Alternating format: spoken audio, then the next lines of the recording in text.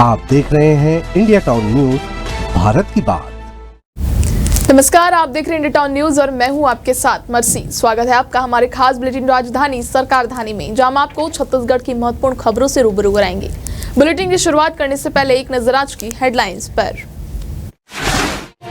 CG विधानसभा budget सत्र, कांग्रेस विधायक ने एमपीजीएसवाई के अधूरे कार्य पर उठाए सवाल। राष्ट्रव्यापी बुनियादी साक्षरता एवं संख्या ज्ञान आकलन परीक्षा 23 मार्च को रविवार को सुबह 10 बजे से शाम 5 बजे तक होगी।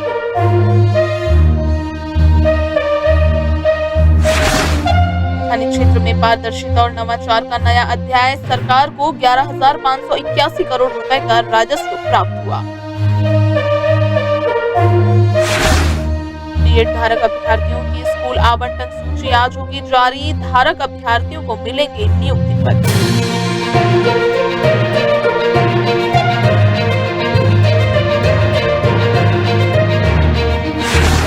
रायपुर स्टेडियम में फाइनल मैच के दौरान हंगामा, मामले की जांच शुरू, मैच में न किसी रुकावट के जारी रहा।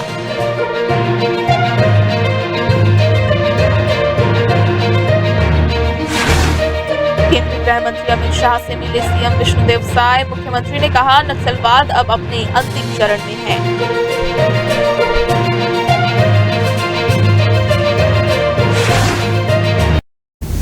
अब खबरें विस्तार से। विधानसभा में प्रश्नकाल के दौरान विधायक विक्रम उसेंडी ने प्रधानमंत्री ग्राम सड़क योजना के तहत पंखाजूर से मायापुर तक सड़क निर्माण का मामला उठाया। उप मुख्यमंत्री विजय शर्मा के 15 जून तक कार्य पूरा करने में असमर्थता जताए जाने पर अध्यक्ष डॉक्टर रमन सिंह ने कहा कि बरसात से कम माइनर रिपेयर का काम हो जाए और सड़क चलने लायक हो जाए। विधायक विक्रम उसेंडी ने कहा कि बरसात के पहले यह कार्य ध्यान आकर्षण में पूरा करने की घोषणा की गई थी, लेकिन अब तक क्यों नहीं किया गया। इस पर उप मुख्यमंत्री विजय शर्मा ने कहा कि 26 जुलाई 2024 के ध्यान आकर्षण में मैंने स्ट्रेटिंग की घोषणा की थी और कार्य को पूरा करने की कोशिश भी की थी। चूंकि महाराष्ट्र का बॉर्डर जुड़ा गया है, काफी हैवी ट्रैफिक थी जिसकी वजह से थोड़ी परेशानी आई, लेकिन इसे जल्द ही पूरा किया जाएगा।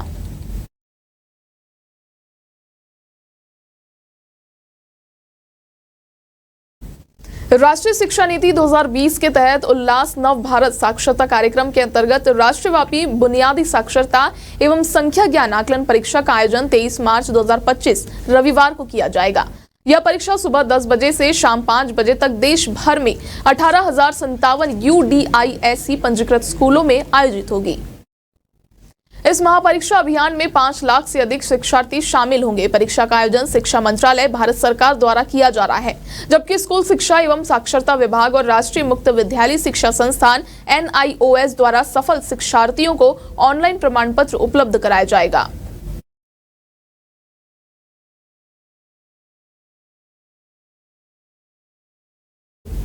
मुख्यमंत्री विष्णुदेव साय के नेतृत्व में राज्य सरकार ने पारदर्शी खनन नीति, ई नीलामी, डिजिटल निगरानी और पर्यावरण संवेदनशील खनन रणनीतियों को अपनाकर प्रदेश के आर्थिक और औद्योगिक विकास को नए आयाम दिए हैं।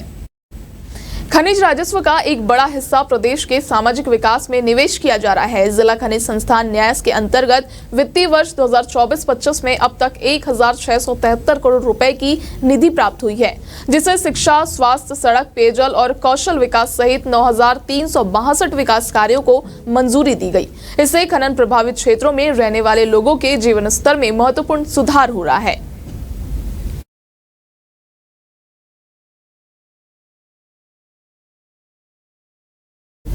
बस्तर और सरगुजा संभाग में नियुक्त डीएड धारी सहायक शिक्षकों की बर्खास्तगी के बाद उनके स्थान पर डीएड धारी अभ्यर्थियों की भर्ती प्रक्रिया के तहत लोक शिक्षण संचालनालय द्वारा स्कूल आवंटन की सूची जारी की जाएगी।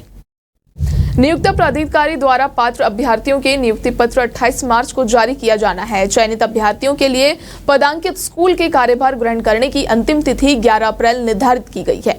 अभ्यर्थियों का दस्तावेज सत्यापन आवंटित जिले के जिला शिक्षा अधिकारी कार्यालय में किया जाएगा। प्रत्येक अभ्यर्थी को नियत तिथि पर दस्तावेज सत्यापन के लिए अपनी उपस्थिति देनी जरूरी होगी।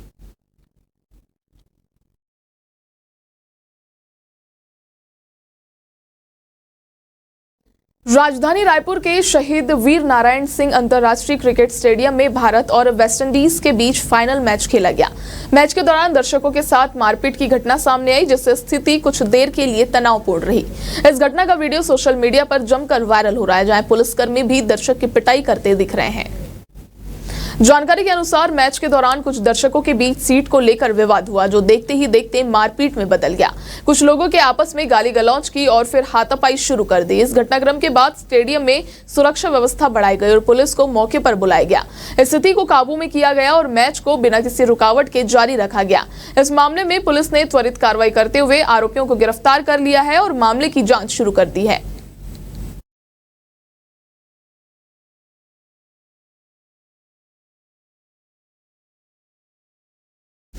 वक्त हो चुका है छोटे से ब्रेक का। खबरें और भी है, बने रहिए इंडिया टाउन न्यूज के साथ।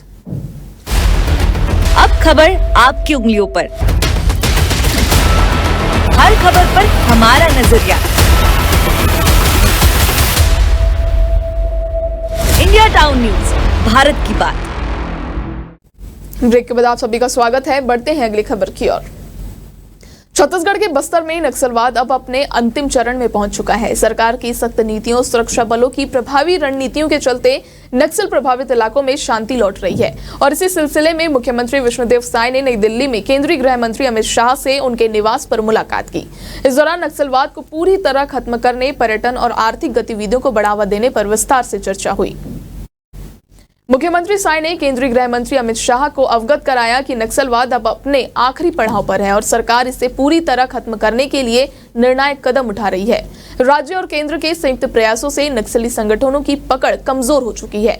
अब अंतिम चरण की रणनीति तैयार कर बस्तर को स्थायी शांति की ओर ले जाने पर जोर दिया जा रहा है।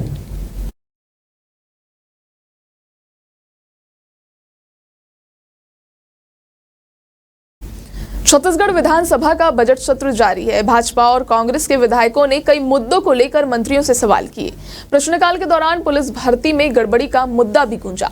खल्लारी से कांग्रेस विधायक द्वारिकाधीश यादव ने इस मामले की सीबीआई से जांच कराने की मांग की। उन्होंने कहा कि जिस तरह की गड़बड़ी राजनांदगांव और बिलासपुर में सामने आई है, वो बिना पुलिस अधिकारियों के संलिप्तता के संभव नहीं है। उन्होंने दोषी पुलिस अफसरों के खिलाफ भी कार्रवाई की मांग की है। जवाब में गृह मंत्री विजय शर्मा ने बताया कि 2 स्थानों में गड़बड़ी की शिकायतें मिली है। उन्होंने बताया कि राजनांदगांव में पुलिस अफसरों ने गड़बड़ी पाने के बाद परीक्षा निरस्त कर दी। मामले में 5 सदस्यीय टीम बनाकर जांच की जा रही है। गृह मंत्री ने बताया कि 95,000 वीडियो देखकर मामले की जांच की जा रही है। गृह मंत्री ने कहा कि गड़बड़ी पुलिसकर्मियों की तरफ से की गई है, इसे लेकर कार्रवाई भी की जाएगी।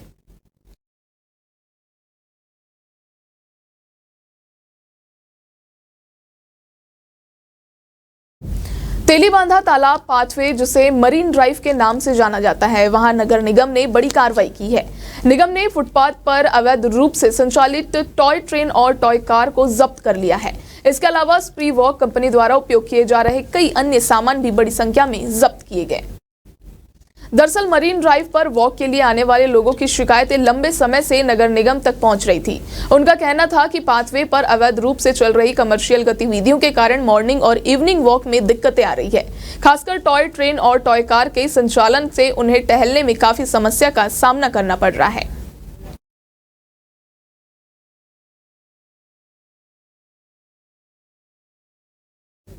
पूर्व मुख्यमंत्री भूपेश बघेल की मुश्किलें फिर से बढ़ सकती है, क्योंकि सीबीआई ने उनके खिलाफ अश्लील सीडी कांड के रिवीजन याचिका दायर की है। इस याचिका पर सुनवाई 4 अप्रैल को सीबीआई की विशेष अदालत में होगी। मामले में सभी पक्षों के समन जारी करने की प्रक्रिया जारी है। सीबीआई ने 11 मार्च को रायपुर जिला न्यायालय के फैसले को चुनौती देते हुए रिवीजन याचिका दाखिल की। सीबीआई ने याचिका में भूपेश बघेल को आरोपित बनाने की मांग की और दावा किया कि यह नए दस्तावेजी साक्ष्य और गवाहों के आधार पर महत्वपूर्ण जानकारियां सामने आई हैं, जिससे केस की दोबारा सुनवाई जरूरी हो गई है। सीबीआई की इस कार्रवाई के बाद भूपेश बघेल की कानूनी चुनौतियां बढ़ सकती है। अगर विशेष अदालत सीबीआई की याचिका स्वीकार करती है तो भूपेश बघेल को कोर्ट में पेश होना पड़ सकता है और मामले की नई सुनवाई शुरू हो सकती है।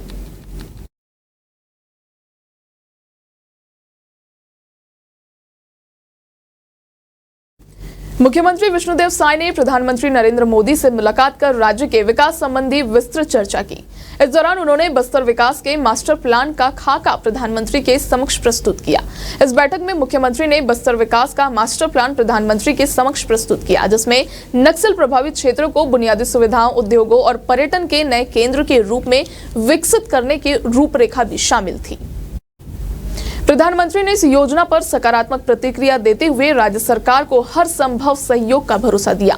प्रधानमंत्री नरेंद्र मोदी से मुलाकात के दौरान मुख्यमंत्री साय ने राज्य की नई औद्योगिक नीति और निवेशकों की बढ़ती रुचि पर भी विस्तृत चर्चा की। साथ ही सीएम साय ने प्रधानमंत्री नरेंद्र मोदी के 30 मार्च को प्रस्तावित छत्तीसगढ़ दौरे की रूपरेखा भी साझा की। इस यात्रा के दौरान प्रधानमंत्री राज्य के विभिन्न महत्वपूर्ण विकास परियोजनाओं का लोकार्पण करेंगे। मुख्यमंत्री ने इस दौरे को लेकर की जा रही तैयारियों पर विस्तार से चर्चा की और प्रधानमंत्री को छत्तीसगढ़ में चल रही विकास योजनाओं की प्रगति से भी अवगत कराया।